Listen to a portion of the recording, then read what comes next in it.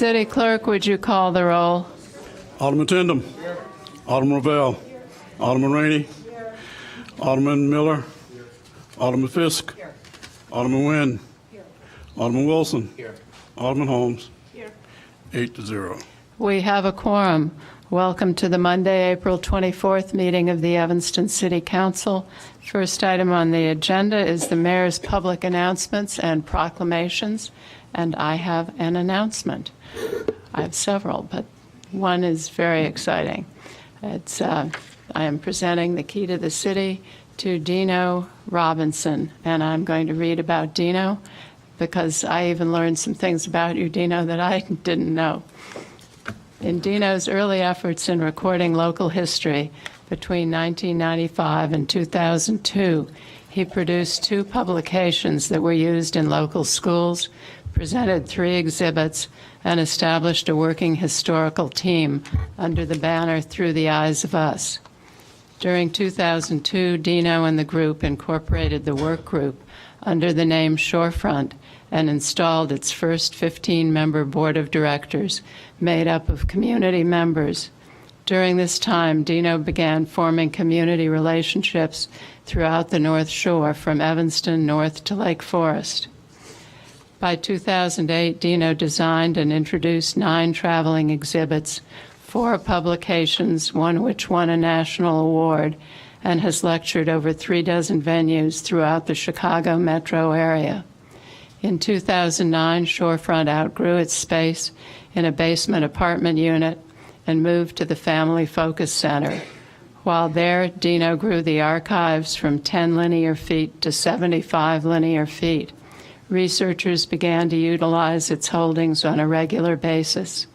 In 2010, the original Shorefront Journal ceased publication after 35 consecutive issues. With Dino's work, the Shorefront board reimagined how the journal can move forward. In 2012, the journal was introduced online, reaching a broader audience. Between 2010 and 2013, Shorefront formalized the Shorefront Board of Advisors and the Honorary Board. With the broad network, Shorefront focused on its new initiatives under 3 core ideas: collect, preserve, educate. Dino began working with a Chicago-based group, the Black Metropolis Research Consortium, and eventually became a board member of that organization. Between 2013 to present, Dino has lectured on a national level, tying in local history with the message of communities controlling their own narrative. Dino has spoken at Northwestern, UCLA, University of Michigan, the Schomburg Center for Research in Black Culture, and recently it was asked to be part of an advisory team at the Radcliffe Institute for Advanced Study at Harvard. In addition, Dino has partnered with organizations throughout the nation, highlighting the importance of local archives and that it remains in the control of the communities it resides in. Dino's work in the field of community archives has placed the city of Evanston within a national and global dialogue in archiving the history of African American communities. Such dialogue, with specific mention of the activities of Shorefront, has come up in symposiums in California, Louisiana, Florida, New York, and in archival and human rights symposiums in South Africa and Europe. And he's a heck of a nice guy.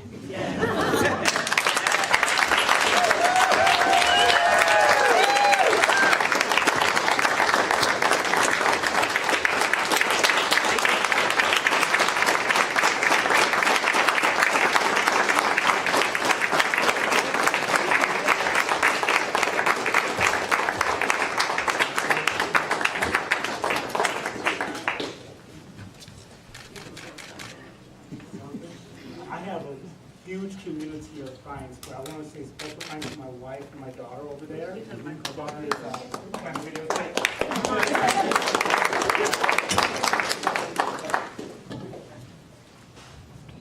Well, your wife and Yes. daughter should come up here. Yes. Come on. So you have to come on. And I have to say that just 12 days ago, my wife and I celebrated our 20th anniversary. My daughter here, 17, has been instrumental in the early stages of Shorefront. She used to be my professional labeler. And if you went to any of our fundraisers, if she was working the door, she grabbed all of your money. She's very good at it. So if you're a nonprofit, you need some help, she can grab the money. My wife has been a strong supporter in this whole process. Thank you for allowing me to stack all these boxes on our dining room table for a long time and not say anything. We have some board members here, board of advisors and honorary board members. If you could stand, please. Special thank you to all of you who have stayed the course and helped put Evanston on a national map. And then the international map. And thank you, aldermen, city staff here who have always been extremely helpful when I come by and ask a lot of questions and ask to look through closets. And thank you, community, who have opened their doors to the staff at Shorefront and shared your valuable history to make Evanston this truly wonderful, diverse community that we live in. So on behalf of the board, thank you. You're welcome.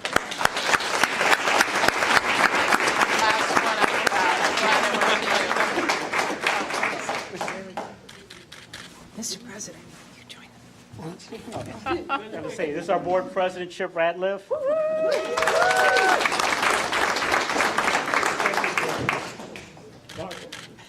Margot, stand up, please. My great mother, who is also the fantastic secretary of Shorefront. And let's bring in the video camera. Well, I was going to invite him to stand up here, but Jeannie and Steve have been longtime supporters of videotaping and photographing and helping document the community here in the North Shore. Come on. I dress for the occasion. That's all right.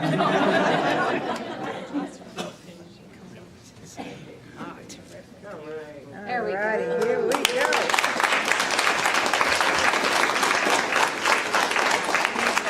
congratulations. Thank you, everyone.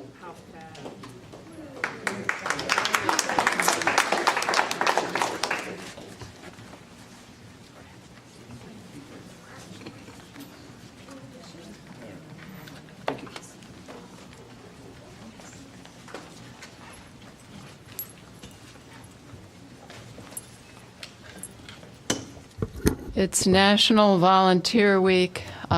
Ms. Richardson, did you want to speak to that?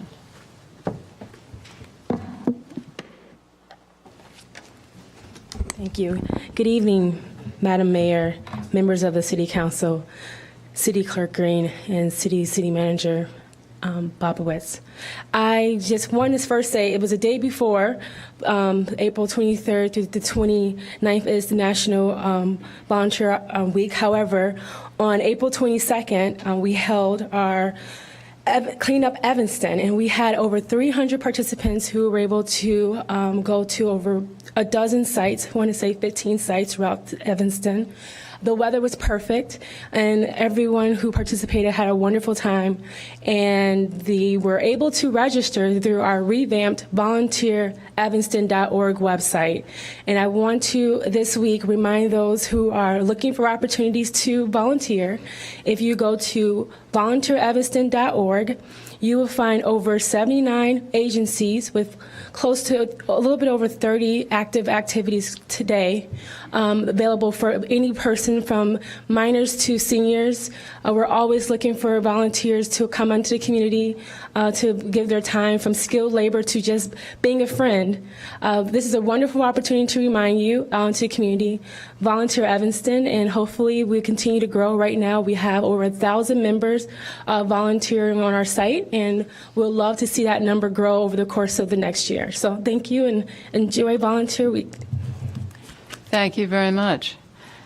It is also Go, Kimberly. Go. It's also Preservation Month in May 2017, and I have a proclamation declaring April 28th Pope John the 23rd School Day. Alderman Miller, did you want to give this to them? Sure. Can you pass this down to Alderman Miller? Thank you. That concludes my announcements and proclamations. City Manager, do you have announcements? Yes, Madam Mayor, members of the council, good evening. We're pleased to announce a little bit of a new take on a long, successful event. Ivana Thomas-Smith, the Director of Health and Human Services, is here to tell us more about We're Out Walking. Good evening, Madam Mayor, City Council members, Clerk Green, City Manager Bobkowitz. I'm Ivana Thomas-Smith, and I'm happy to announce that this is year 10 of our Women Out Walking that is revamped to We're Out Walking. We wanted to be inclusive and celebrate our year 10. But ironically, down through the years, we've had many men and many children participate, but this time we're going to intentionally target the whole family. So let me give you a little background. This program was started by Jonathan Webb, and the charge of the program was to get 50 women to either decrease their stress, sleep better, and be conscious of whether or not they were moving or not. And what we did year one was we gave a water bottle, a T-shirt, and a pedometer, and we targeted and wanted to challenge ourselves to reach 50 women. Well, that day, 1,500 women showed up, and the Parasol room was not big enough to hold all the women that showed up. So we had a great problem that we had to address right away. But that year spawned this community movement. The WOW program is not only a program that challenges you to be conscious of whether or not you're moving or not, and increase your movement and incentivize you to do so. We have our community partners, our business partners who give us incentives to share with the women as prizes. We have Northwestern University students that compete amongst themselves in creating these teams. And for year 10, we thought we'd do something different. We want to intentionally reach out to the whole family and provide like a kind of like a 2K, 3K kind of walk to do the kickoff. But Aaron will tell you more about that. But there were some participants who have been with us from the inception of WOW, all 10 years, and they wanted to share their perspective of how WOW has benefited their lives. Because what has made this program so rich, robust, and 10 years long is the stories. The stories of women who were diagnosed with cancers, and they used the WOW program to focus on living and not dying. That they tracked their steps to share with their providers how well they were taking care of their bodies that were assaulted by chronic health conditions. It was the stories of moms who said, this is the only time my teenager will talk to me, is when we're tracking our steps on the lakefront. So it's the stories and the sense of community that was birthed out of this movement. And it wasn't about whether or not you were losing weight or losing dress sizes or pant sizes. It was really about community. And so I wanted some of our community participants to come forward at this time and kind of share how this program has improved their health, improved their life, or just what they want to share with you tonight. Hello, everyone. I'm Willie Shaw, and I'm here in support of the Women Out Walking program. First, I want to say that I had been seeking for a long time women that were interested in walking and who love to walk outside. I had done that quite a bit in the past, but I was not consistent with my walking. So I discovered Women Out Walking, and they provided that consistency for me. One day a week, I met here at the Civic Center at lunchtime and walked with some of your staff. And then we eventually got a group going in the 8th Ward, yay, 8th Ward, and we walked 3 or 4 times a week, getting well over our 10,000 steps in. And this led to several other benefits for myself, and I'm sure for the group as well. One of the things was commitment. I value commitment, and therefore, being committed, I became a more consistent walker. I met a diverse group of people, women there that I probably would have never met otherwise. Evanston always boasts of its diversity and in this community, and this group was actually diversity in action. The walking group allowed me to get to know a group of women in a real way. We talked about every imaginable issue, and it made the walk so much easier and so much faster. It was just mere minutes. The walk allowed me also to appreciate more the beauty of Evanston. We like to drive everywhere, even when it's just around the corner. After many years of living here, I had never walked past or enjoyed as much of Evanston's scenery as I have participating in the Women Out Walking program. The program has provided healthy eating classes that I attended, and they were just fantastic. I learned and used many of the recipes that were taught by the various chefs that were brought in. And although I walked and participated, I believe maybe 3 or 4 years in the Ricky Birdsong event, several of the women in our group decided to walk together, and we participated in that last year, and I'm sure we will again this year. And finally, Yvonne mentioned health issues. I have some serious back issues, and the Women Out Walking program has assisted me with that. I've been able to curtail drastically the amount of time that I spend with my physical therapist, so it's just been a fantastic program all around. And when you think about it, I encourage you to keep this program going in Evanston. Thank you.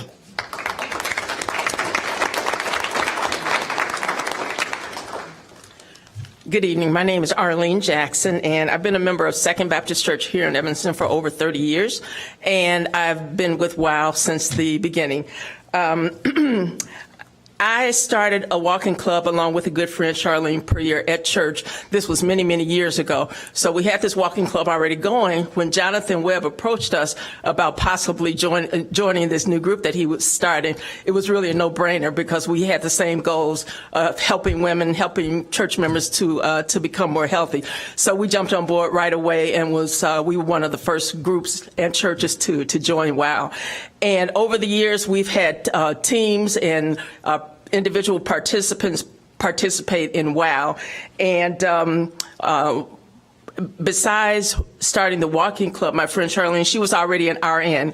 She ran the diabetes program at her job, and she led the wellness committee at Second Baptist Church. So again, close tie-ins with what we were doing at church and what WOW wanted to start. So over the years, we haven't had teams every year, but we've always had individual participants to participate in WOW.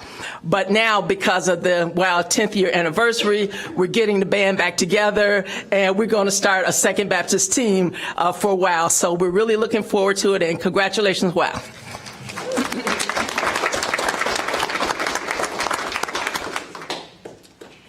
Everyone, my name is Linda Mathis.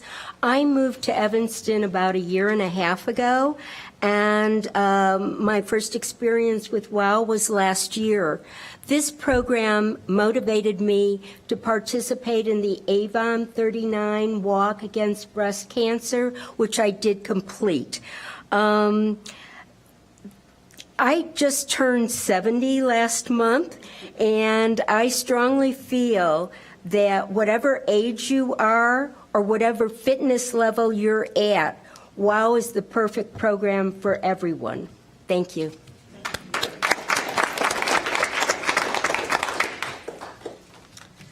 My name is Hilda Reznor, and I'm an Evanston resident, and I teach at the high school for many, many years. And I've been part of Women Out Walking from its inception, and I thought the best thing to do to get myself out walking was to actually volunteer to lead a walk. Because when you tell someone that you're going to be there, you have to show up. So that was very exciting, and we have regular Women Out Walking, and we're out walking volunteer walks on Sunday mornings at 8 o'clock. We start at South Boulevard and Chicago Avenue. Others in our group also lead ones on Friday at 5, and Linda also leads one on Wednesdays at 7 at Main Street and Chicago Avenue. And what's so powerful about that are several things. One is that you get to know people in your neighborhood, and you get to do things outside of the walking, and you get to be more civic-minded and involved in the community. You share lots of things. It was very exciting to talk a lot about the campaigns that we're running recently in our wards. It was very exciting to look at the architecture, the infrastructure of Evanston, to think about, hey, what are some of the things that Evanston is doing? So you get more active. Physically, you get more active. You also get more involved in connecting with a wide variety of people that you may not necessarily know in your neighborhood. And then when there are things that are gathered, for example, the kickoff will be in May 20th at the high school. You're taking advantage of city facilities where students are, where a lot of people live in the neighborhood. So your community is very involved in that way. And I commend Women Out Walking, and we're out walking. We encourage everyone to be involved in that and go 10 years more. Thank you.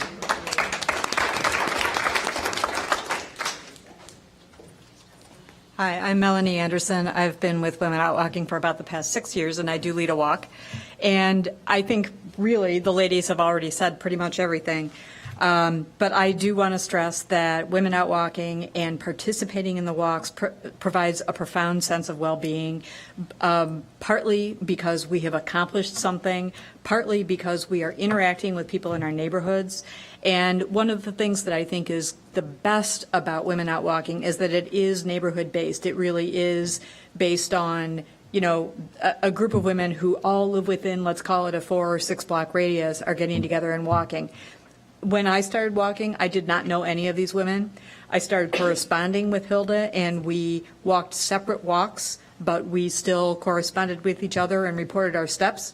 And over time, I have met so many people and feel like I have a much better sense of what's going on in the community.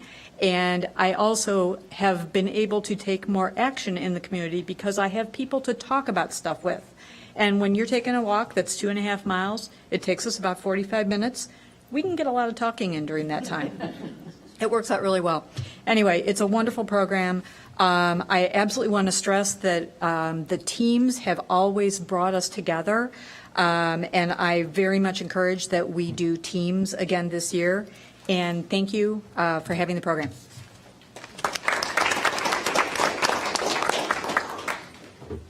So now I'll have Erin Fisher come up. She's our public health educator, and talk about our kickoff. And so there's room for you. There's room for you to register. Thank you. Good evening, everyone. So like Yvonne said, my name is Erin Fisher, and I'm the public health educator with the health department. So I'm here to talk about our kickoff event, which is on May 20th at Evanston Township High School from 8 in the morning until 11 in the morning. Typically, and this year is no different, the kickoff includes local vendors, health and fitness demonstrations, speeches, and of course a walk. The walk will take place around the high school just to kind of get everyone started on their steps, as well as motivated to start walking for the summer if they haven't already. You can register at any time. So registration is open now. It's at the it's cityofelvanston.org/wow. And there you'll also find our event calendar, which currently we're always updating. So we've added the walks that are going on now, as well as events that go on throughout the 12 weeks of WOW. So we have cooking demonstrations that were mentioned, nutrition classes. I just added a Zumba class today, and all of these things are either free or like very low cost for WOW participants. And I'd also like to just put out there that if anyone would like to lead a walk in their neighborhood, we have, like in South Evanston, we're well represented with walks, although we will always take more at different times and different days. But in other neighborhoods, if anyone would like to lead a walk, just to let me know and I can add it to our calendar. So we would love to see everyone at the launch event or on a walk. Thank you.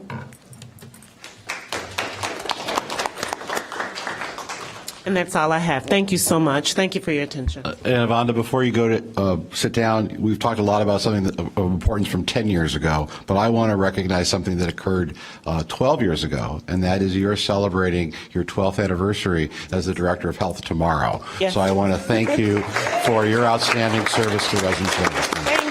Thank you. It has been my honor and my privilege to serve as the Public Health Director for Evanston, so thank you. Thank you, Wiley. Next, Madam Mayor, members of the council, Marty Lyons is here with the briefest Robert Crown update ever.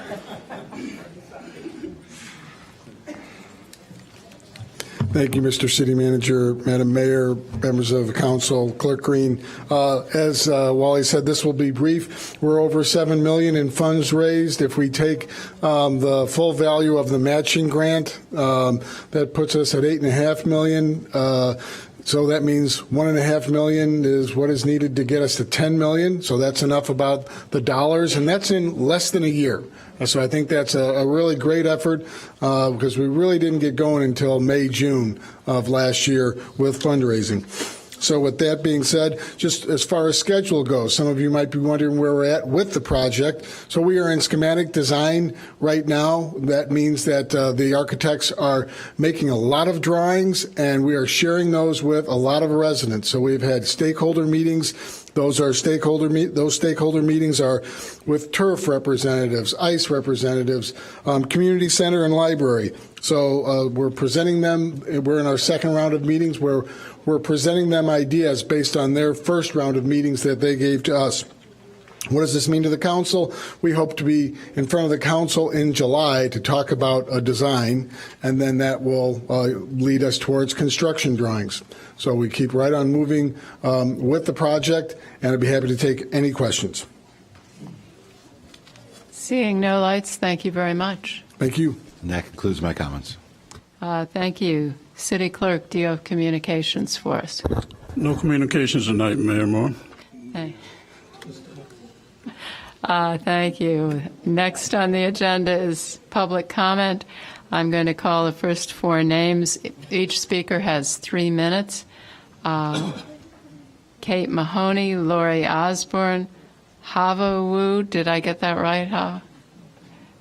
And Jeanette Risky. Hi, Kate. Hi, I'm Kate Mahoney, a longtime Evanston resident, and here tonight actually representing the Naomi Ruth Cohen Institute for Mental Health Education at the Chicago School of Professional Psychology.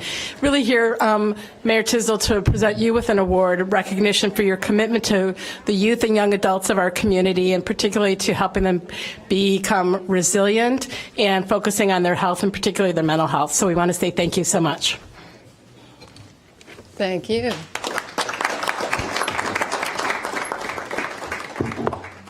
Wow.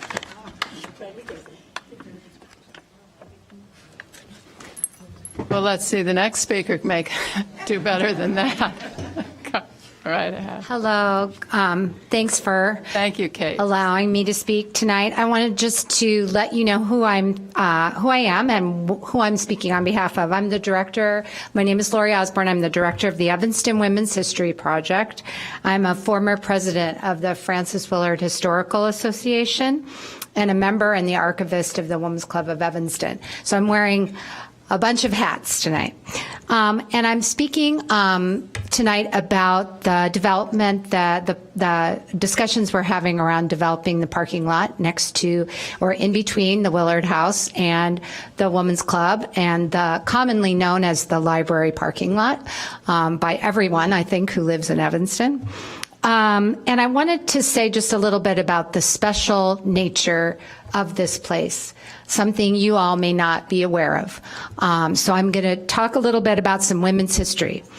There is a concentration of women's history in this place, and Evanston's women's history is a founding part of the story of Evanston.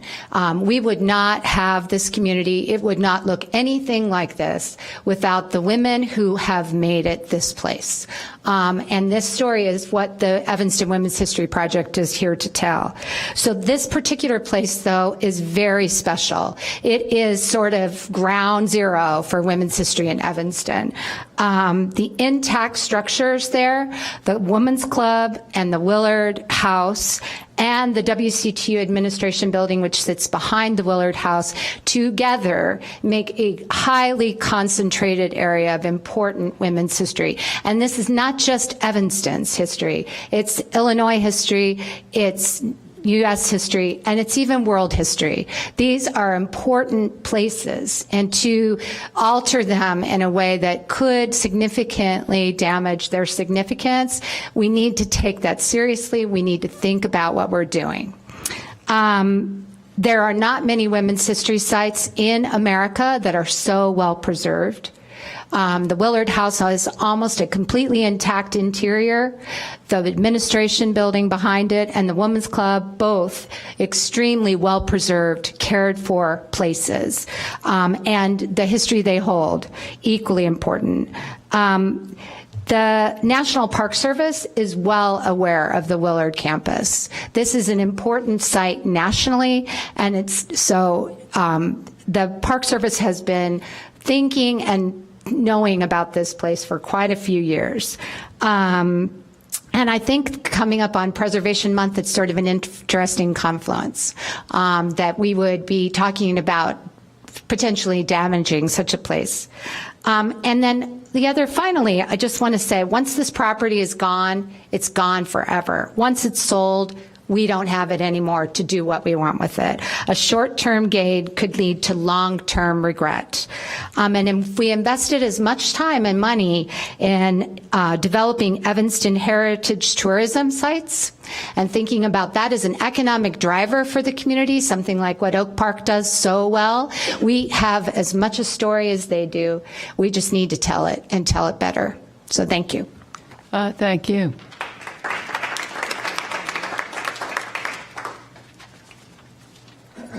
Hi, good evening. I'm Hobble Woo, president of the Women's Club of Evanston, and also want to speak about the development at 1714, 1720 Church Street. We were reminded last week this is the beginning of a process, and I am aware of that. It's important that we continue to be heard and our concerns continue to be addressed, not just for our members, but for the many community nonprofits that we support. For more than 100 years, the most beloved Evanston nonprofits have been supported by the Women's Club. We want to continue to be able to support those groups and provide those services. We heard that it's volunteer week. Tonight, our clubhouse is open with volunteers providing prom dresses at our Dreams Delivered Prom Boutique to girls at ETHS. So for me, it's personal, it's important. I want to make sure that we can continue to provide those services to the community. So whatever development goes there, the neighbors and community need to be heard, need to be understood. So I know it's the beginning. We want to continue to be engaged. We want to continue to be heard as we start this process. So thank you. Thank you.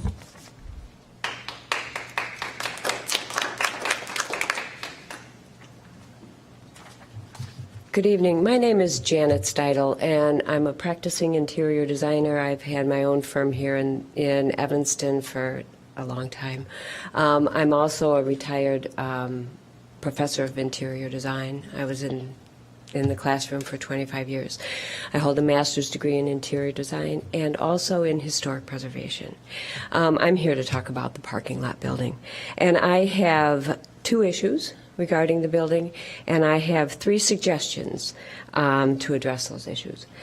The first issue is the alley that runs behind this block. It's really narrow. It jogs sharply. We all know what this alley is. It's confusing to navigate. It's already heavily trafficked by service vehicles, cars, bicycles, and pedestrians. The developers say that the building will bring 500 new office workers using all modes of transportation. Its three-story parking lot, loading dock, and employee entries will all be accessed through the same alley.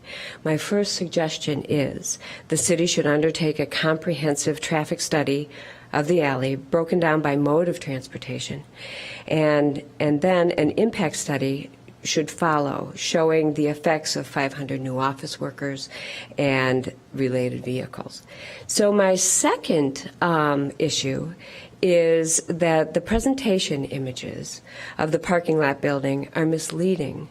The images on pages 274 and 276 of tonight's packet show views taken at approximately 30 feet above ground level, when standard eye level for such drawings is considered to be about 4'6". 30 feet above the ground is a view that will never be seen, and it gives a false depiction of the building. It misrepresents the relationships to the Women's Club and to the WCTU Historic District buildings. In fact, in both drawings, the WCTU Historic District is conveniently hidden behind a screen of trees. These images shouldn't be used in the decision-making process about this building.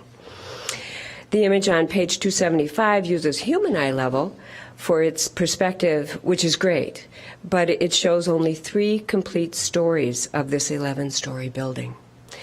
For comparison, the Mather North building is also 11 stories high. Try to imagine that building sitting behind the Women's Club and the WCTU Historic District. Better yet, come take a look and walk around and try to imagine that height of a building between those historic properties. So my second suggestion is the developer should provide perspective images showing realistic and complete representations using human scale eye level. And finally, since the context of the library parking lot building is especially critical for this unique site, my third suggestion is for the city to require a physical scale model of this entire block, including the Park Evanston on the east side of Chicago Avenue. This will be most helpful and accurate. It will be a most helpful and accurate visual aid for evaluating the alley, the parking lot building's height, mass, setbacks, elevations, and most importantly, its negative contextual impact on this historic site. So a traffic study, good images that are accurate, and a model would be really great things to help this decision-making process. Please come visit the site, walk the grounds, imagine what's going to happen when we have a 110-foot building on this site. Let's look at the building. Let's make sure we don't look at it as a mistake. I do need you to wrap up. I'm done. Thank you, and thanks for your consideration.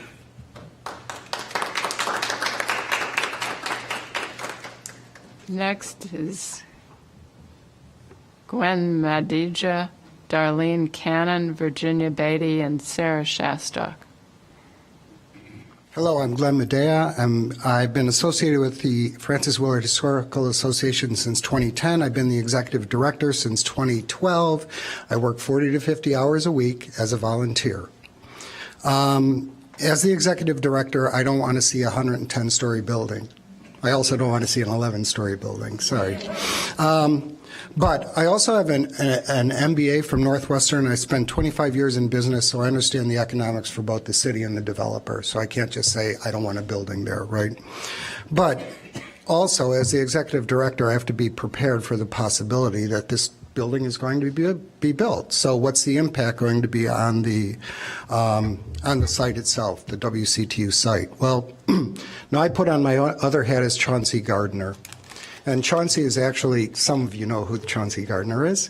I'm the site manager for that property, and I'm also the head gardener there, seriously. I've researched residential structures on the city's website. The 3 buildings that are next to, that are part of the WCTU campus, the 3 two-flats, are the 3 oldest single-family homes in existence that are in the same place consecutively. So that makes it Evanston's oldest neighborhood. It was called Old Timers Row in 1888.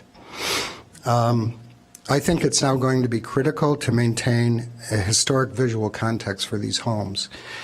We were able to get a grant from the National Trust for Historic Preservation and create a historic landscaping plan.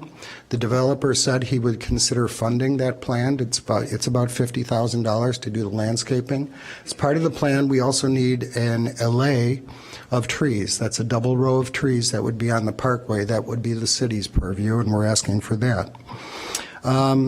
Also, being overeducated, I also have a master's in science in plant biology and conservation from Northwestern. And I am very distraught about a building over 100 feet tall casting the property in deep shadow for practically all the day. So we have a chestnut tree that's going to be in shadows for the whole day. It was planted by Francis Willard. We're going to lose a bur oak tree that was also on the property in the 1860s. These are some of the impacts of the building that's going to happen. I also have a concern about property security. If I understood correctly, the developer said the building is going to come within 5 feet of the property line, and then they're planning on putting a sidewalk. and I have an unprotected property line. And so I'm just going to have all these people pouring through my property unless something is done about that. And then finally, even though it's appreciated, the idea that they were going to put trees up on the third floor above the parking garage would look good for the building, but kind of silly for the two buildings next to it. It's going to look like trees are growing out of the roofs of our buildings. So let's kind of stop that idea. The WCTU and FWHA have invested over $400,000 in the property since 2011, which I think is pretty significant considering our operating budget is normally $18,000 a year. So I think historical place is important. Illinois has less than 0.1% of its original tall grass prairie. Yet, what is happening is they're being preserved, restored, and even replanted. I think we need to preserve Old Timers Row. Thank you. Thank you. Darlene Cannon. Good evening, Mayor Tinsdale and council members. I come to you this evening to speak as one voice of the residents that live in the surrounding area of 1305 Pittner and 2215 Dempster. Since we, the neighbors, were not notified of the project, and that's a project that Howe is planning on building, the 16-unit building,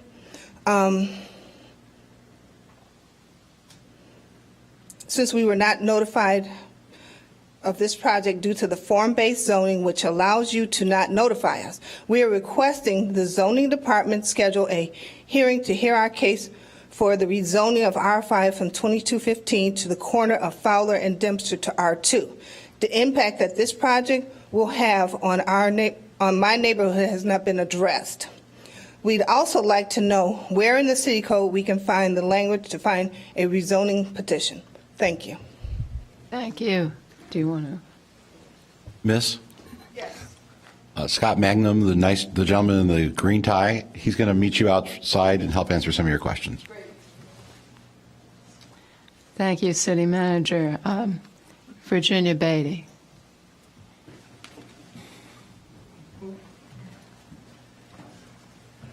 Good evening. What should I start with? Why don't you explain? I want to say I have been a resident. My name is Virginia Beatty, and I live at 1509 Forest Avenue and have since 1963. And I have come to over 700 city council meetings in my time, and I really appreciate all of you very much. And you all know, if you've listened carefully in some of my previous visits, that the daffodil is a flower that says in the language of flowers, regard and respect. And so I brought some from my garden, and I wanted to give one to each of you behind the barricade and say thank you very much for all you've done in this past term. And remember that you have bloomed beautifully and will continue to go on and do all kinds of gorgeous things. Now I'm going to go on the other side and be sort of the crotchety old biddy that everybody knows I really am. First off, I've been doing some research, and I think I could document it, that money made by the one-time selling of the lot on Chicago Avenue will be less than that which could be generated by making Evanston a destination community. How many of you know what a destination community is? It's a very special sort of thing where you plan and sneakily do things that will make people come, spend a lot of time so they have to eat lunch. Maybe they have to stay overnight if you've got a lot of fun stuff. And they also it makes a larger footprint than what you could produce by putting a big building like a, size 9 foot in a size 7 shoe, and cutting off a lot of the good things that are going on, especially in this block, which is probably the most historic block in all of Evanston. On top of it, Do you realize that this year, on the 19th of December, will be the beginning of the whole hoorah about the 18th Amendment? For those of you who do not know, the 18th Amendment is the Prohibition Amendment. And for you who do not know, Prohibition was a big deal in Evanston, and the ladies of the House, well, wherever, 1730 Chicago Avenue is, did a lot to make things go their way. In fact, as you know, their motto was agitate, educate, and organize. So the house, the Willard house that we've heard about before, has in it a pen, not a fountain pen, a sterling pen that was used to sign the proclamation by the acting Secretary of State, and then given to Anna Gordon, the president of the WCTU, who brought it back to Evanston. And anybody who gave the WCTU more than $1,000 got a little note personally written by her with a silver pen. Now, there are a lot of other factual sorts of things that are very, very interesting. But most important right now is, are you going to be doing something so destructive to Evanston in the time of the 18th and 19th Amendment? I mean, the women of Evanston have been very, very special. And this month happens to be the 130th anniversary of the first woman mayor being elected in the United States. And she happened to have been put on the ballot by the people who thought it would be such fun to see her wiggle, because she was president of their local WCTU in a small town in Kansas. Well, it's kind of hard to think of the two amendments coming this year, starting this year and going till 2020, and having people go somewhere else.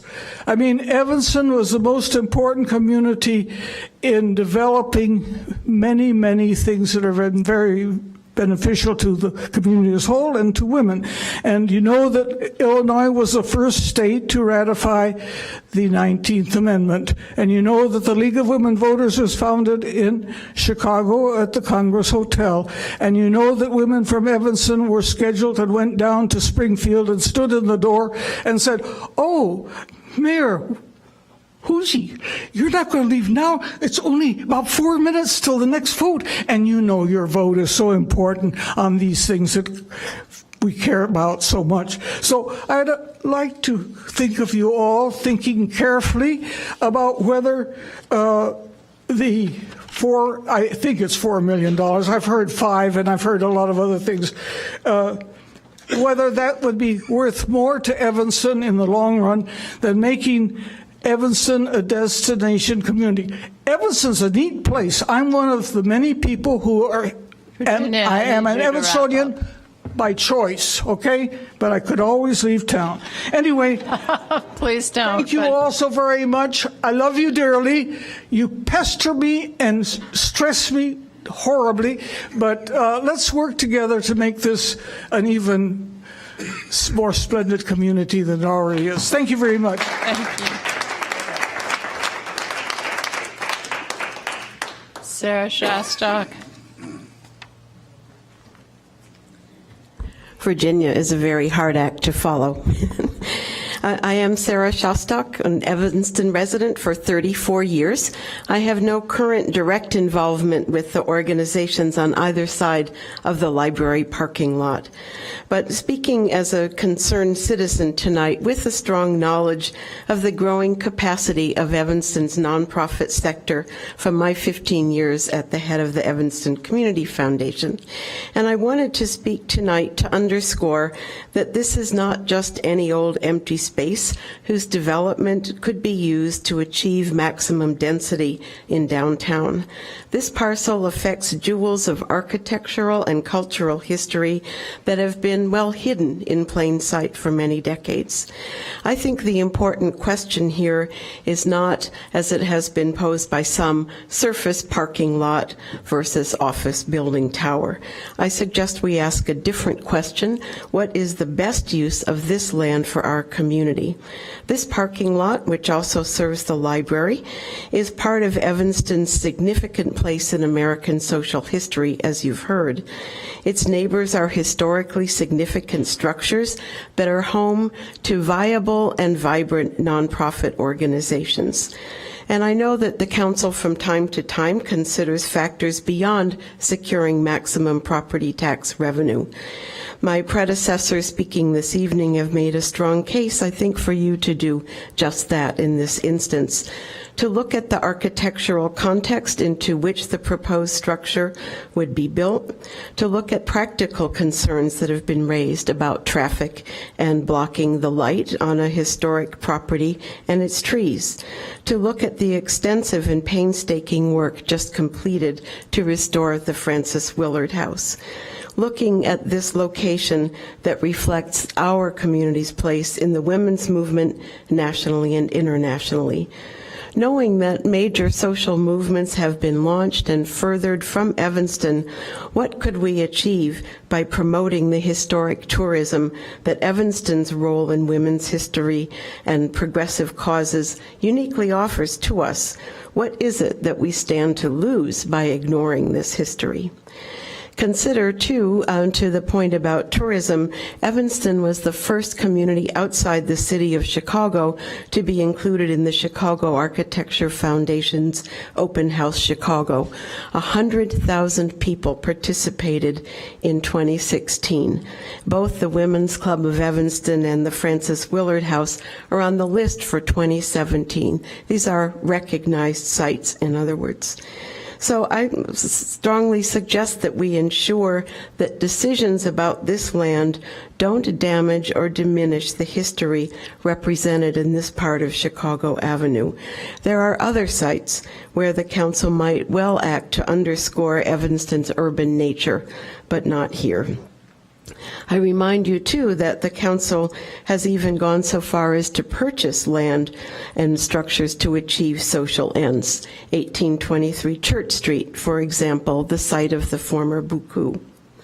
The organizations that are engaged in this instance, the History Center, the Women's Club of Evanston, Francis Willard House, exemplify strong collaboration and growing capacity to function as organizations.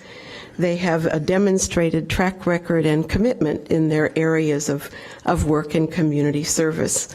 Finally, I think to myself how sad it would be in this age of Trump to plunk down a real estate development on this site without a fully informed discussion of what the costs would be for our beloved Evanston. Thank you. Thank you.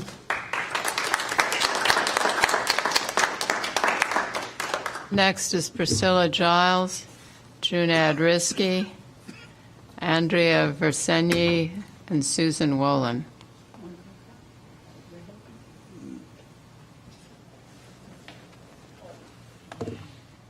Good evening. This is Priscilla Giles speaking.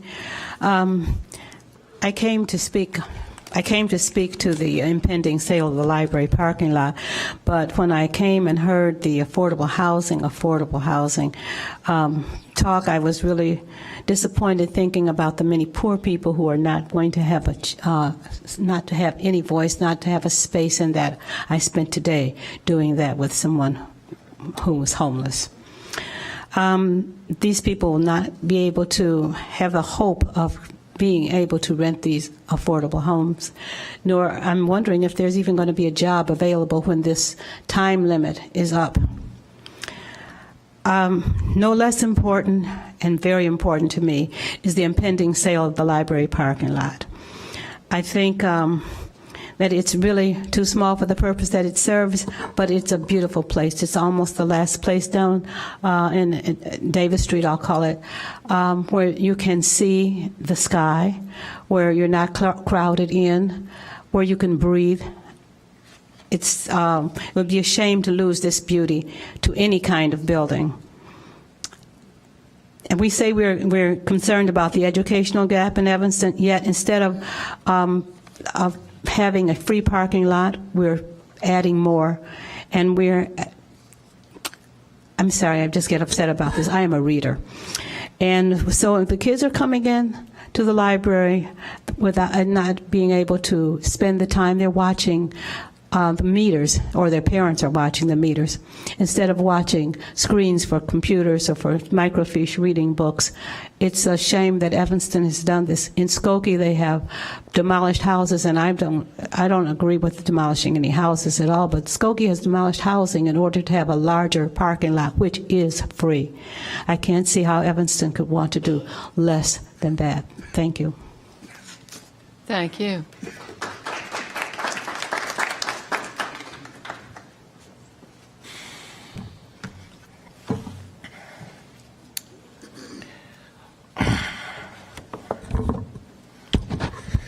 Jeanette Risky. I've been a 33-year resident here, and I've been to many council meetings. I have a few items to discuss tonight. Number one, the silly proposal about the federal government spending.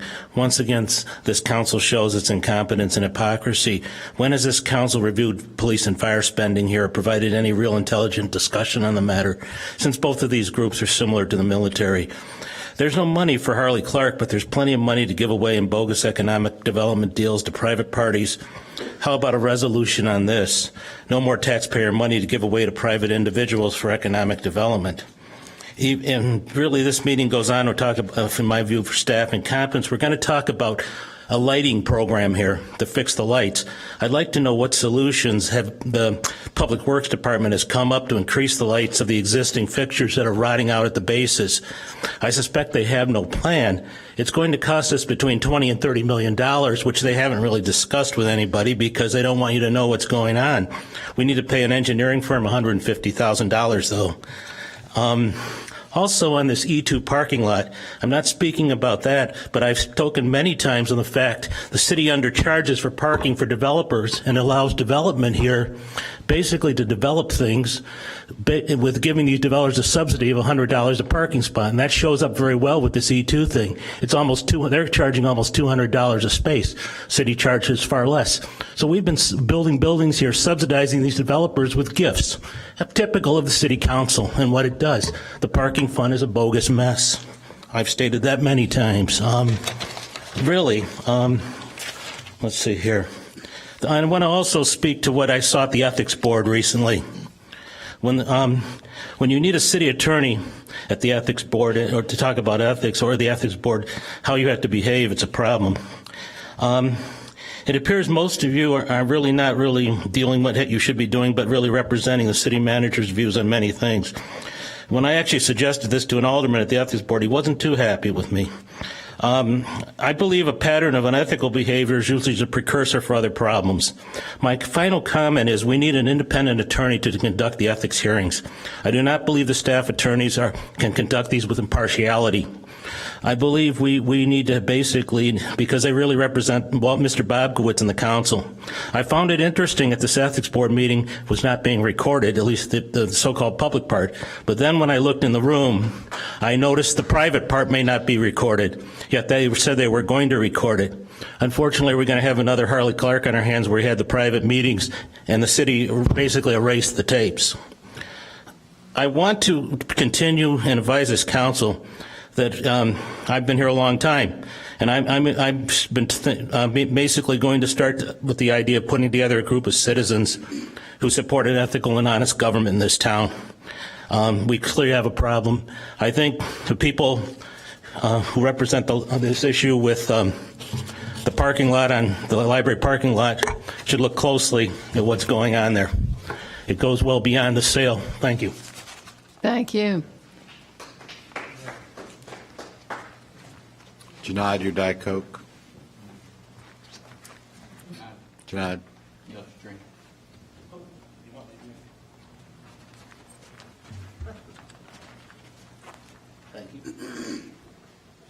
Hello, my name is Andrea Versenyi, and I'm here to express my support for Resolution 37R17, urging the U.S. Congress not to move $54 billion from the EPA, the Department of Health and Human Services, and the State Department to the military budget.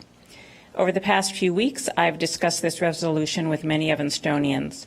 None disagree that a clean environment, a strong healthcare system, and robust diplomacy are as, if not more important than a bloated military.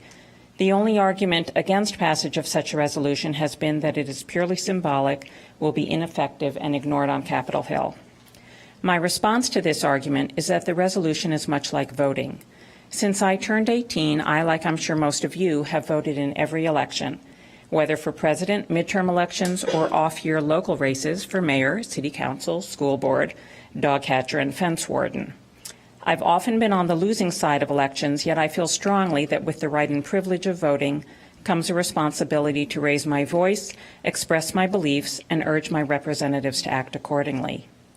In these unpredictable times, I believe that we as a community have the same right, privilege, and responsibility to lift our collective voice, express our communal values, and urge our representatives to act accordingly. I have with me a petition signed by 224 people asking you, the City Council, to approve this resolution. Thanks to Facebook, there are about 50 signers who are not Evanstonians, but the vast majority are people from Evanston. I also have an email from the James B. Moran Center for Youth Advocacy expressing support. Thank you to Alderman Revelle and Mayor Tisdall for introducing the resolution. I hope that the City Council will join with your neighbors and constituents to pass the resolution. Thank you. Thank you. To whom should I? I'll take it.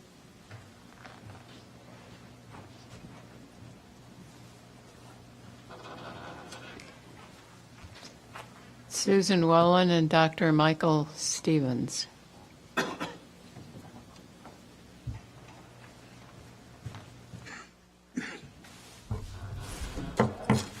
Thank you for the opportunity to speak. Good evening, everyone. My name is Susan Wolin, and I live at Sherman Garden Co-op in Evanston. And I'm here to speak about my objections to item P6, Ordinance 37017. I'd like to start by saying that I have attended a lot of meetings in the last month or so, and I'm grateful for the opportunity to speak.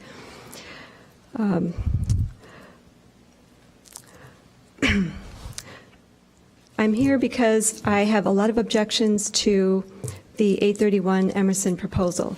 And here are some examples of things that were talked about at previous meetings, and they're still true in the proposal tonight. The first one is the issue of the student-focused development. When residents first learned of the 831 Emerson plans, the petitioner portrayed the proposal as a multiple-family residential development, according to the wording of the official notice to residents sent just prior to the first community meeting back in September of 2015. We soon learned that the development was targeted to students. Back in October 2015, the developer's application stated, "The project's proposed use is a multifamily residential building targeted towards Northwestern University students. Given the close proximity of the site to the university, this is an appropriate land use for this location." That's what the developer had said at the time. During the review process in 2015-16, the issue of students being the target market became a big topic of discussion at the relevant community and city meetings. Many local neighbors, including Sherman Garden residents, expressed their concerns and objections to the idea of a private student dormitory development at the proposed site.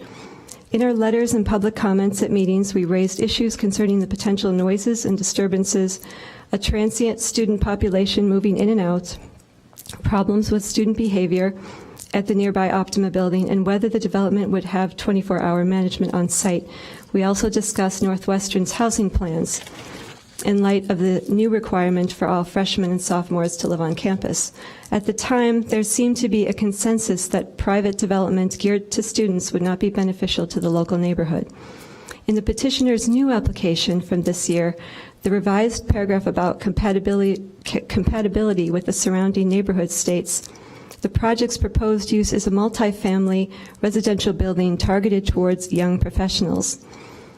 Despite the revised wording, I would argue that in effect the proposed development will end up functioning as a high-end dormitory-style development, predominantly attracting affluent students. In fact, this topic came up at the Plan Commission meeting on March 22nd. During a discussion about how the proposed development could affect District 65 schools, one of the commissioners commented saying, "I would suspect, based on seeing who occupies other apartments in the area, that I would not be surprised if most of the tenants were Northwestern students." No one at the meeting refuted that comment. Here's some relevant points to consider. Based on the high rents and location, the development would be most likely to attract affluent students, whether they are the official target or not. The proposed project is targeting an affluent rental market that is already well served in Evanston. As an example, the rental development The Main at Main and Chicago currently has 71 vacancies, according to the website. The vacancies are in every category except 3 bedrooms, studios, 1 bed, 1 bath, 2 bed, 2 bath, 2 bed, 2 bath balcony. Based on what I've read and my own experience, the millennials, who would make up the young professionals demographic being targeted, are known for being very careful in how they manage their money. Many of them are choosing to live at home. Others are choosing to live a very frugal lifestyle while they save money to buy a home of their own. My own niece is a good example. She and her husband are in their late 20s, and they managed to save over $40,000 to pay off their student debt while working as teaching assistants in Spain and doing side jobs. Ms. Woolen, I do need you to wrap up. Okay, thank you. All right. I'd like to say also it's important to note that one of the partners, the 50/50 partners, is a company by the name of CA Student Living. That's a company that specializes in student housing. And they are actually partnered with, on other ventures, Wansung, which is the company, for some of you who know, that developed the Main Street development at Chicago and Maine.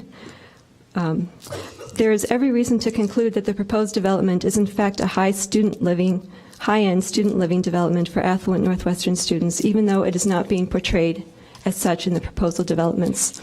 I'm very concerned because the community came out strongly against this idea. I really need you to wrap up. Okay, I will actually let Dr. Stevens carry on from here. you. Thank you so much.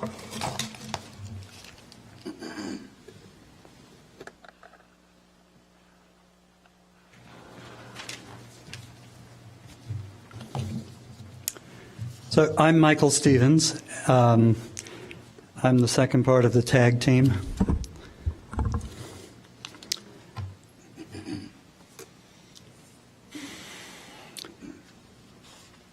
The petitioner's 2017 City of Evanston disclosure statement, which is required for all major variances and special use application, states, the proposed use of the land is CA Focus Evanston JV LLC, a limited liability company formed by the joint venture of Focus Emerson Partners LLC and CA Student Living Evanston LLC. The disclosure form also states the applicant is a 50/50 joint venture partnership between CA Student Living LLC and Focus Emerson Partners LLC. It's important to note that CA Student Living is a company that specializes in student housing. According to the website, CA Student Living is a premier investor, developer, and manager of student housing assets in strategic North American markets. It's also relevant to note that in a 2015 CA Student Living partner Wanshan America and Core Investments LLC formed a joint venture to acquire development sites for student housing. Wangjian is the company that developed the Main, the rental development at Main and Chicago. There's every reason to conclude that the proposed development is in fact a high-end, quote-unquote, student living development for affluent Northwestern students, even though it's not being portrayed as such in the new proposal documents. I'm very concerned because the community came up strongly against the idea of student development when the original proposal was first presented. Why should we cater to this affluent demographic when there's already an abundant supply of high-end rentals in Evanston? There's even a surplus of rentals in this category. For example, the 71 vacancies that Susan noted at the Main.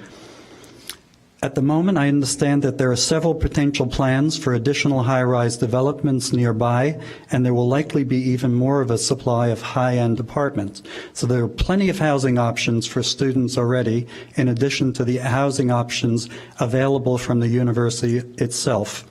The proposed development by the partnership of CA Student Living Emerson and Focus Emerson Partners is trying to use a formula that does not apply to Evanston. There does not seem to be any need for this development. It feels as if it's being imposed on the neighborhood despite all our previous objections. There seems to be no good reason to justify the proposed building at this particular site. Why should local residents be forced to give up the possibility of future amenities that fit within the C1 or R5 zoning? We could be proactive and seek out something that meets the needs of the residents in the neighborhood as well as the other parties involved. The proposed site for designated C1 and R5 zoning is for a reason, so that local residents could have something beneficial to the neighborhood in that location. Changing the zoning for the proposed development deprives the neighborhood of the chance to bring something useful and much needed to the local community. I do need you to wrap up. I will. My understanding was that the North Downtown planning process was created so that the residents could come together and give their input. I guess the last things is the quality of life, the building design, the effect on our property values. There's nothing about this that adds to our property values. In fact, living where we do in a co-op, when you put up a building that's 60 feet away, as I noted last week, when I gave all the measurements of this site, that it actually is going to make our property values go down, and that is actually one of the criteria that you're supposed to apply about whether this is beneficial or not. Thank you. Thank you very much. Thank you.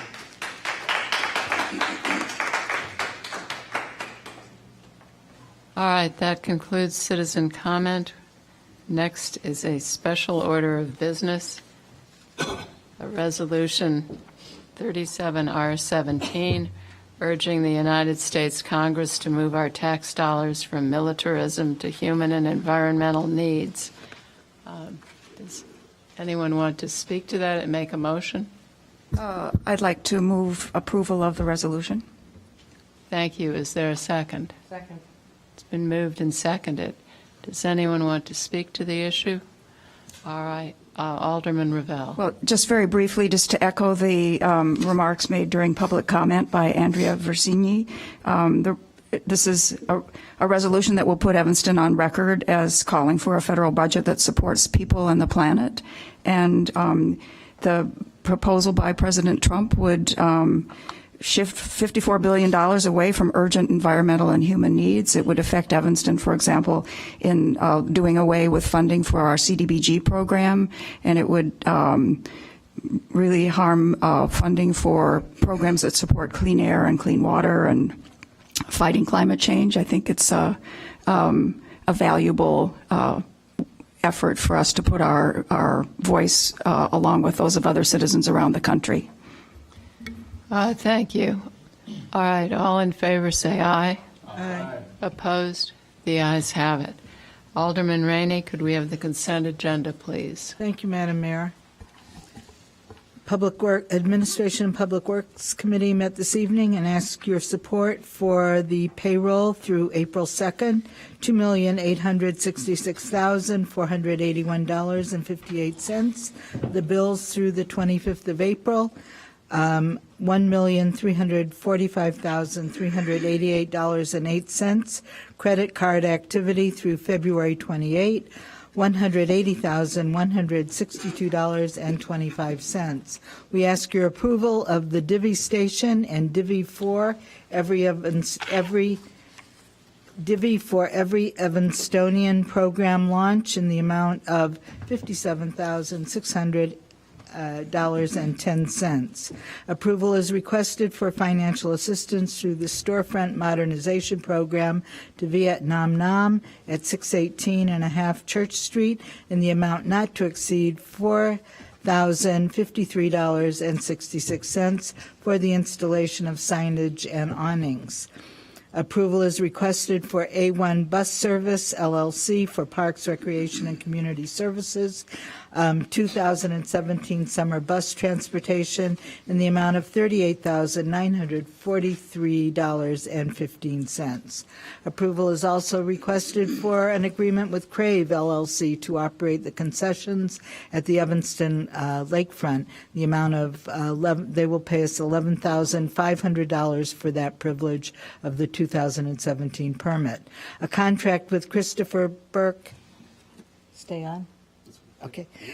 Contract for Christopher Burke Engineering Limited for the Streetlight Master Plan Project in the amount of $146,143.05. A contract extension is requested with Precision Pavement Markings for the 2017 marking program in the amount of $90,000. A contract with Builders Paving is needed, their LLC, for a parking lot improvement project in the amount of $1,188,000. Your approval is requested for the city manager to execute a contract to award purchase of 512 trees and planting services for 350 of those trees from Suburban Tree Consortium in the amount of $130,346. Approval is requested for a one-year agreement to purchase tires in the amount of $60,000 from Wentworth Tire Service under the state bid contract.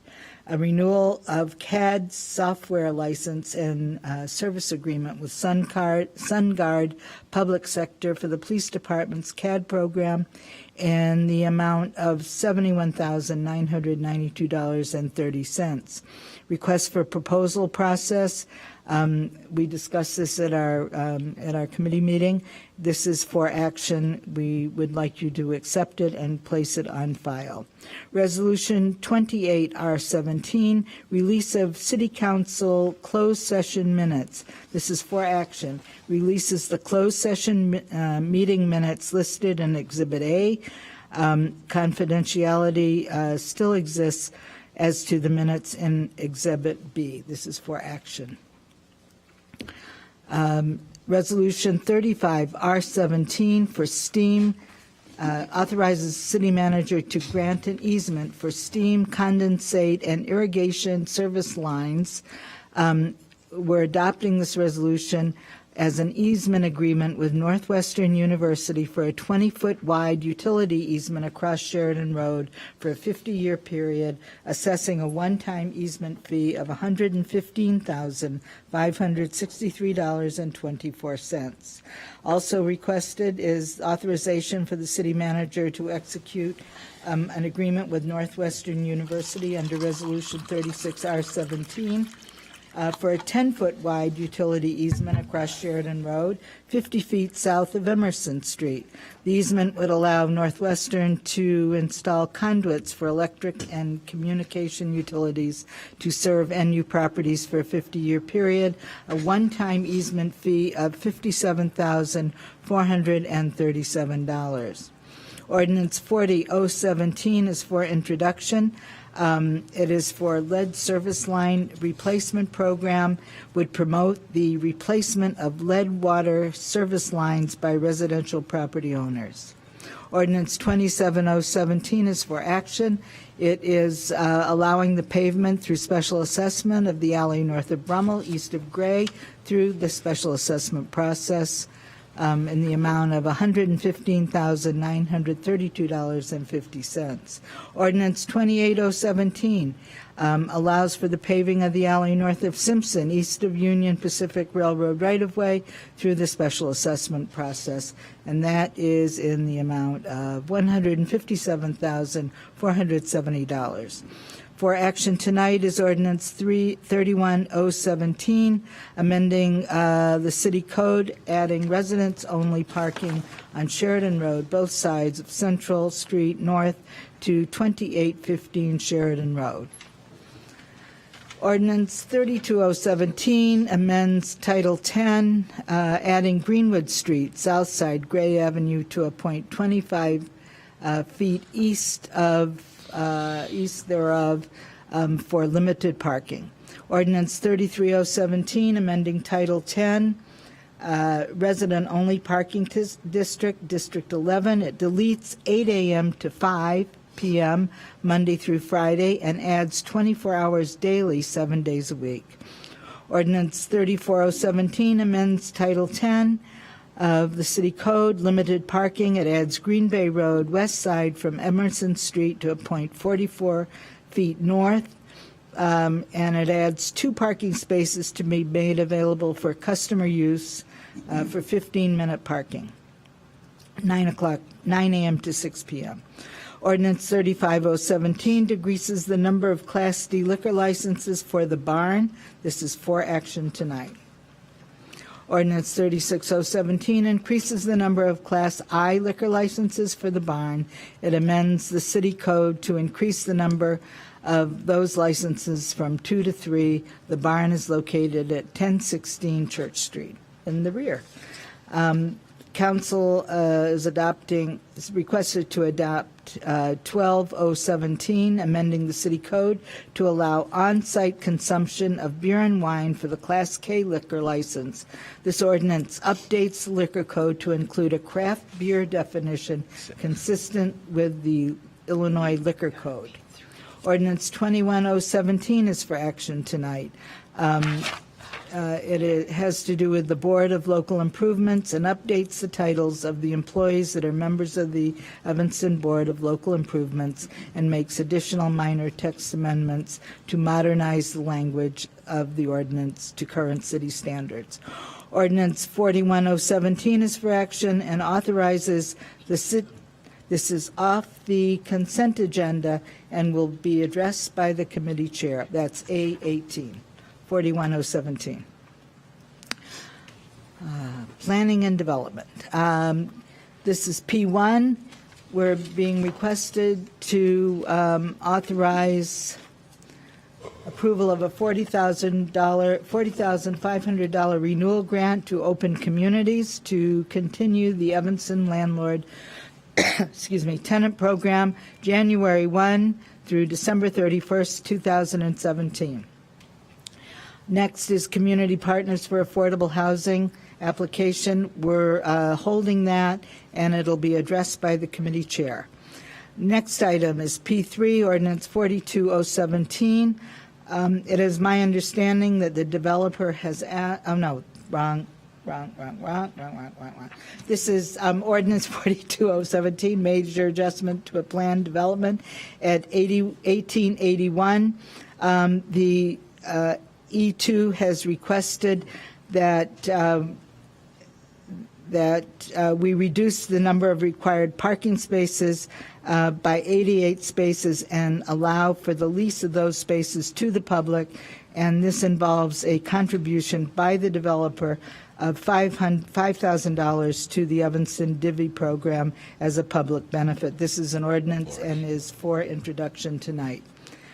Then we have Ordinance 38017. It has been requested that this be for introduction and action, requiring a suspension of the rules.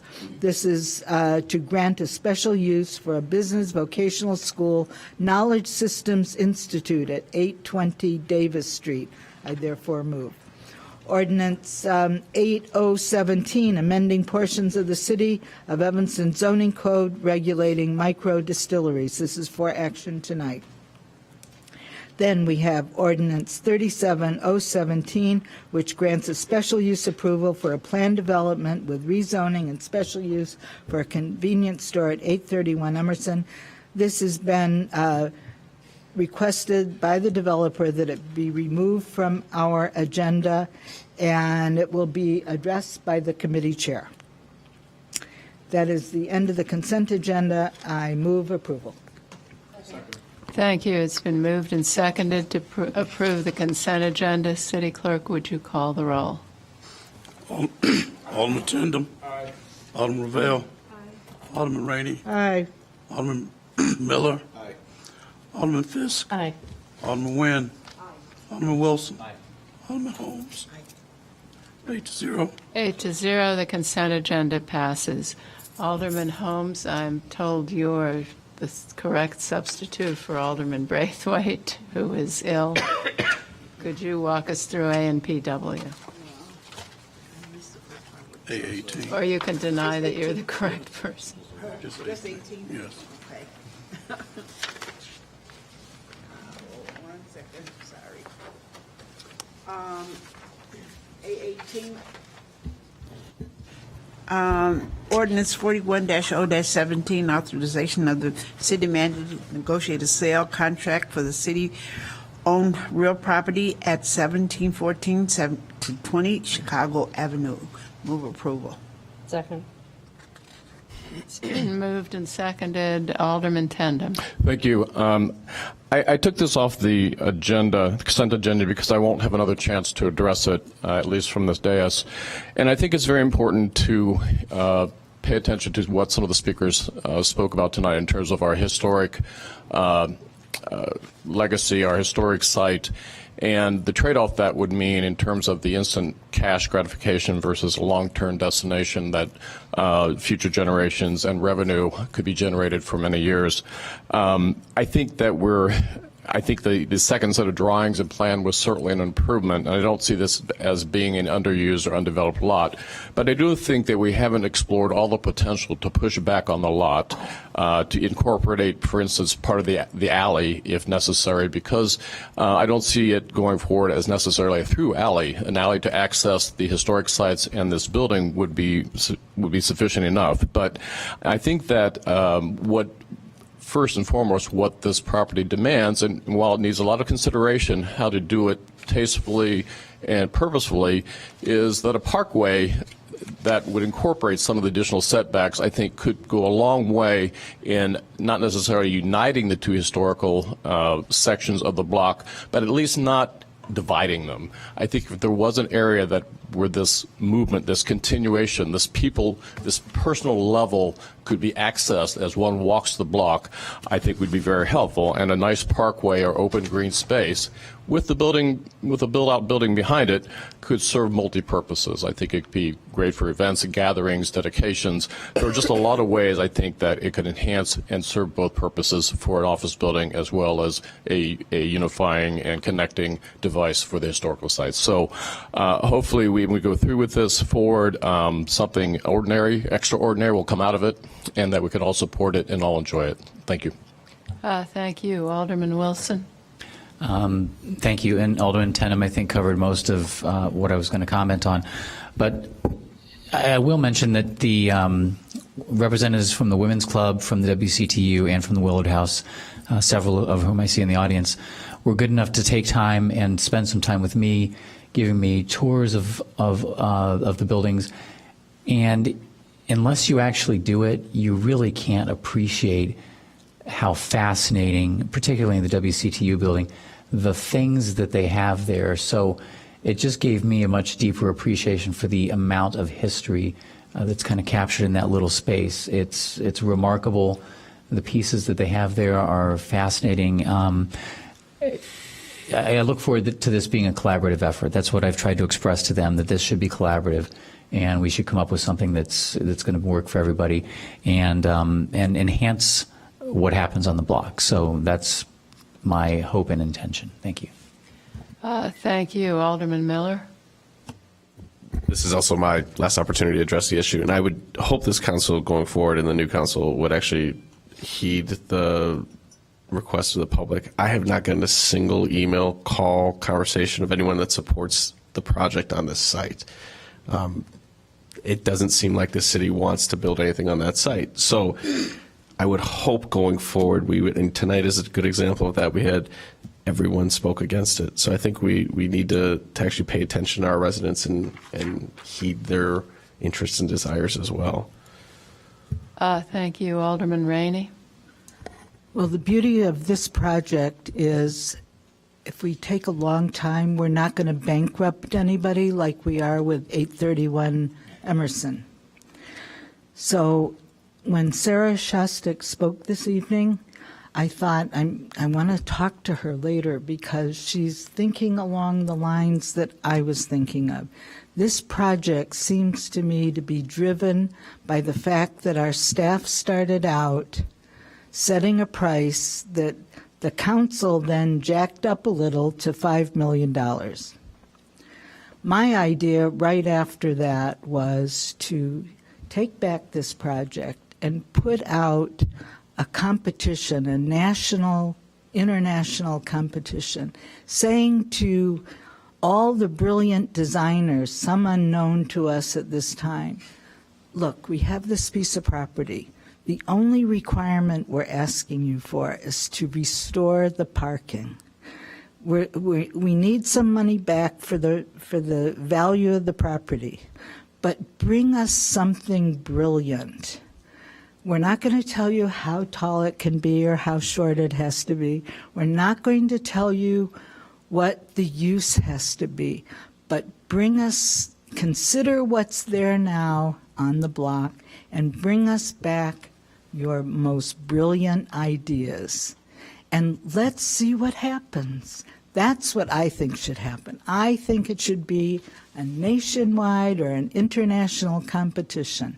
And I think we should pay for it. I think we should give a prize for the competition, just like we did for the library. And I think we got a brilliant library.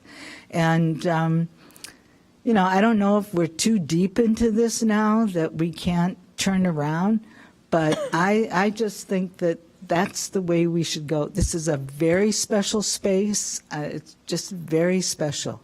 And I don't know, maybe we need an office building, but, there are a lot of lots around town, and there's a lot of ideas coming up, and, 4 or 5 projects being proposed around. Maybe one of them could be an office building instead of a condo building, but that's what I would like to see at this spot. And nobody's going to go broke because we delay this project. Somebody's going to go broke at 831 Emerson if we don't hurry up and do something there. So that's my idea. Thank you. Seeing no further lights, City Clerk, would you call the roll? Alderman Tindem. No. Alderman Ravel. No. Alderman Rainey. No. Alderman Miller. No. Alderman Fisk. Aye. Alderman Nguyen. Alderman Wilson. Alderman Holmes. Aye. That's 6 to 2. 6 to 2, the motion fails. All right, Alderman Holmes, that completes your report. Yes, ma'am. I'm sorry. I haven't gotten used to not doing this. That completes the report of the ANPW. Thank you very much. Whatever it is. Thank you very much, Alderman Holmes. One more meeting. Alderman Ravel. Yes, item P2, the Community Partners for Affordable Housing application for home and affordable housing funding. We are holding that in committee for further discussion at our next meeting. And item P6, ordinance 37-0-17, granting special use approval for a planned development with rezoning and special use for a convenience store at 831 Emerson. We have received a letter from the developer asking that we hold that for council meeting in May. Thank you. Would our Corporation Council like to opine? Do we need to vote on that? Under the council rules, a hold can be requested by 2 aldermen, or another motion can be made, a motion to postpone for a definite time, either of which could be done. That one could be done by a voice vote, and perhaps the motion to postpone for a definite time could specifically identify a next council meeting where this matter could be taken up. I move to hold. Second. It's been moved and seconded to hold. That's till the next meeting. So that would be on May the 8th, at the final meeting of the 79th Council.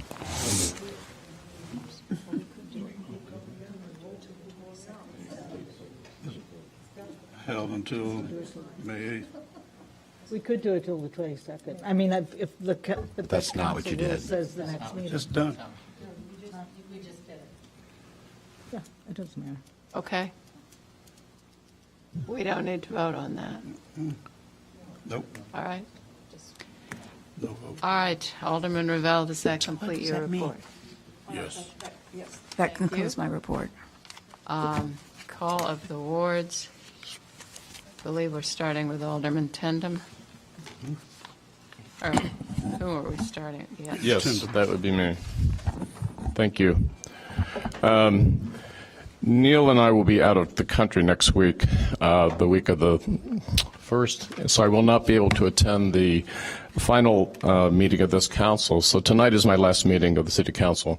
I will be here to chair both Economic Development and Human Services on Monday the 1st. But I wanted to take this opportunity to congratulate Steve Haggerty, our next mayor, and I also did want to congratulate my successor, Tom Sufferton, in his race and win, and I look forward to working with both of them and this council going forward.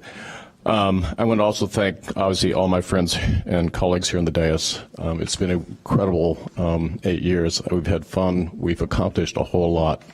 I spent a lot of time out in the community running for mayor, as most of you know, and I did not have a lot of problem defending the work of this council. It was a pleasure doing so, and the people of this town know that we did a good job. So thank you for being my partners in all this in the past. Most of all, I do want to thank the residents of Evanston for their support of me. I've enjoyed being the alderman of the 6th Ward. It's been very much a reward for me, and an honor and a privilege to have represented my ward in this community for 8 years. So with that, I will sort of say goodbye to my last council meeting, but look forward to a real a promising future. And as far as my involvement, I'm here to stay. I'm very much looking forward to working on housing and homelessness issues. I think it's very much something that I find that probably to be the most important thing. We need Evanston to be the most livable city for everyone, and until everyone can live here and enjoy the fruits of our community, we know we have work to be done. So sorry, I'm a little nervous, but anyway, thank you, and I'm not going anywhere. I will see you. Thank you very much.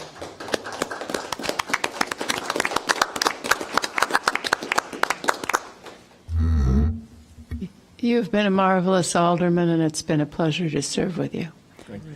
Alderman Ravel. Yeah, I would certainly like to echo the mayor's comments about serving with Mark. I've only had the privilege of serving with you just over a year, but even before coming on the council, I certainly acknowledged your amazing commitment to all kinds of important issues for Evanston, affordable housing in particular, but social justice and many other issues that you've championed over the years, and certainly glad to hear that you're going to still be with us working on that, and particularly the affordable housing homelessness issue is something we could use all the help we can get. So have a great trip to Ireland, and we look forward to working with you when you get back.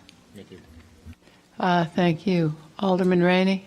Thank you very much, Mark. I have an affordable housing program I'd like you to run and work with me on. Okay. Thank you very much. Thank you, Alderman Rainey. Alderman Miller. So this is my last formal council meeting as well, and I'd like to end my 2 years on the council with the way I started it. And the first thing I actually proposed on the council, and it was never public, was to examine an inspector general for the city of Evanston. And if the last 2 years have demonstrated anything to me, it's that we need an independent means of looking into ways that the city is conducting its business, to look at possible waste, to look at mismanagement, to look at a variety of factors.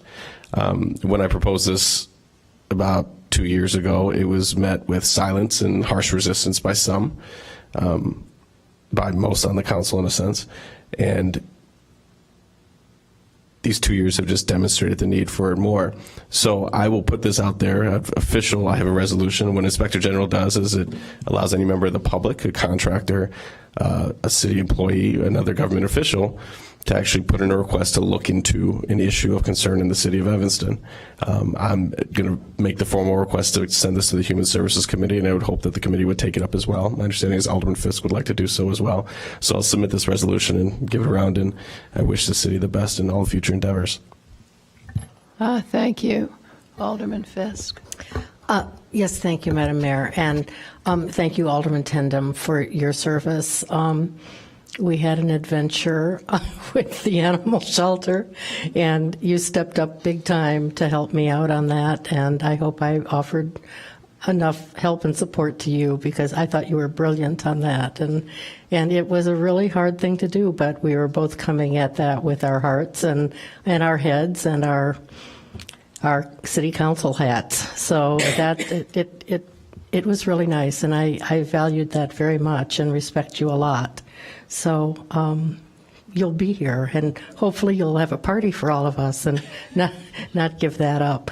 Alderman Miller, I think it's what you've brought to this council, I think, is really also extremely valuable, because you've been the guy that's pushed back on our comfort. Sometimes we think we're living, I think we do live in this almost idyllic world that we somehow think nothing bad is ever going to happen here because everyone is so well-intentioned. But I do think, and I've said to other members on the council, that it's really important to listen to different points of view. It really is. That shakes things up a little bit and makes us a little bit uncomfortable, because that makes us question where we're coming from and whether we actually are doing the right thing and whether we're doing the real thing. And I think your referral on the Inspector General is a good conversation for us to have. When you first mentioned it 2 years ago, I was like, oh my gosh, this is Evanston. We'd never need something like that. Now I think it's a conversation we need to have. I think a number of things have been raised, may be helpful that a lot of us went through campaigns and heard from our constituents. But I think it's a good conversation to have, regardless of what happens. The conversation itself is important. So I look forward to having that and learning more about it, and having the conversation with my colleagues. So I appreciate you very much, and the fact that you were brave enough to stand up to all of us going, oh my gosh, who's this kind of, mixing up our calm little stream here. It's important to do that, and I do thank you for that. Thank you. Alderman Nguyen. Yes, first, Madam Mayor, I'd like to do some more routine business. This Thursday, there will be a Third Ward Town Hall meeting at Lincoln School from 7 to 8:30. And on Tuesday, May 4th, there is a joint Third and Fourth Ward meeting where Alderman Wilson and I will be chairing a discussion about the proposal for the development of the Prairie Moon block. And then I would also like to make a reference to the Plan Commission that the C1A zoning designation be retired, and that, or whatever the formal aspect of doing that would be, never used again, and that another better designed zoning designation be created where we have commercial on the first floor and residential above, but that is significantly less dense than C1A and takes into itself all of the factors that we have been discussing over the years about density and height and setbacks. So I would like to make that reference to the Plan Commission. Do I need a second? Then, all right, thank you. Okay. Then finally, to Alderman Tendem and Alderman Miller, I want to thank you both for your service. Alderman Tendem, I want to thank you for your professionalism, for your commitment to the city of Evanston, and really for your sense of humor at times when we've really needed it up here on the city council. And I think many in the community may not realize just how devilish you are at times. And it's been, having someone with a sense of humor has always been a critical element for the smooth working and high functioning of the city council, and for many things, but for that in particular, I will miss you very much. Thank you. Alderman Wilson. Board meeting, Melissa covered that. Mark and Brian, you're both going to be missed, of course. Mark, we met, I think, on the campaign trail for the first campaigns that you and I respectively ran at a coffee shop, and spent some time talking then, and ever since then, I've really enjoyed the working relationship. You've been there when I, wanted to bounce something around, and both in the context of, as a friend and as a colleague. It's been a pleasure all along. Brian, you haven't been here as long, but Brian, we've had a lot of conversations in the 2 years, and I remember them all. And as Judy said, we have a group here that's very divergent in a lot of ways, and I think that the divergence can be challenging, it can be uncomfortable, but I think that's one of the things that makes the group effective in getting things accomplished that's best for the city as a whole. So challenges are difficult, but they're important to have and they're important to undertake. So I appreciate your input as well. And you're both going to be missed, and I'm sure that you're both going to find ways to continue to be very involved with our community going forward. So thank you for your service. Thank you. Alderman Holmes. Thank you, Madam Mayor. I would like to say both to Alderman Miller and Alderman Tindon that I've enjoyed working and serving with you, Alderman Miller. You've been just a couple of years, so I haven't known you that long, but I always enjoy a challenge. And I enjoy the conversation and the challenge of being able to have the back and forth as long as we're listening to each other. So, and I really wish you the very best, and I know you will be missed on the council. Alderman Tindem, I don't know if you'll remember this, but we first met at the American Legion Hall up on Central Street. We were both appearing before the firemen to get an endorsement. And that was the first time I had ever met you, and that I could remember. Later I thought, well, I must have met him when he said Beehive, because Beehive was at Family Focus, so I must have. But I tell you, when you came on in 2008, I don't know, we just sort of hit it off right from the beginning. And one of the things, you always make me laugh, and I have to, when Melissa talked about your sense of humor, I mean, sometimes I'm cracking up here because he says these things and I can't keep a straight face. And I have enjoyed you so much, and we share the passion of affordable housing and social justice and so many other issues that we have talked about, and we've always been able to be honest with each other and talk to each other, and I really do appreciate that, and I will miss that. And I'm glad we're both not leaving Evanston, so we'll see each other out here on the trail somewhere. Thank you. Thank you. Alderman Wilson, do you have a motion? One quick motion. Pursuant to 5 Illinois compiled statutes, ILCS 120/2A, I move that the City Council convene into executive session to discuss agenda items regarding personnel and minutes. These agenda items are permitted subjects to be considered in executive session and are enumerated exceptions under the Open Meetings Act. This exception is 5 ILCS 120/2A and C1. Is there a second? Second. All in favor, say aye. Aye. Opposed? The ayes have it.